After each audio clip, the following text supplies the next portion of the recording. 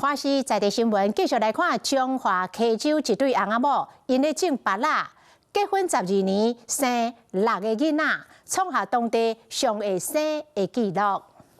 翁仔某抱翁个仔，伊热热的面是真古水，互人疼入心。两个人结婚12年，已经生3个查甫，2个查某。那这体是因第6个囡仔。应该把它表扬一下啊！让大家都知道，也可以这样去享受生活。37岁王先生伫咧中华溪州种4公顷的芭乐，伫咧12年前结婚无偌久就生一个查甫，想袂到3年了后，阁生一个查某，数落来平均1年就生一个，精神报国。溪州乡长阁送来大红包，表扬这对困境求生的翁仔某。人讲囡仔会带财，会当互你家庭愈来愈好，愈来愈兴旺啦吼。所以期待大家愿意生，好好教育，安尼国家才会强大呢。台湾的生囝率是愈来愈低，2025年翁仔仔的总数甚至无到10万，创下新低。翁仔某生到第6个，实在是真勇敢。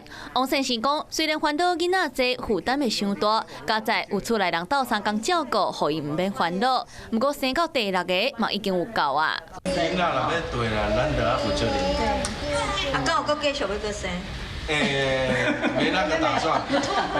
不过，根据目前中央甲地方生囝的补助，中央饲囝的津贴0到2岁3体以上，逐个月会当领7000块；地方市中化管府逐体各3万，若溪州乡是搁较济，5体以上逐体会当领3万6。伫咧这少子化的社会，这对中华的翁仔某连续生6个，嘛创下当地上高生的纪录。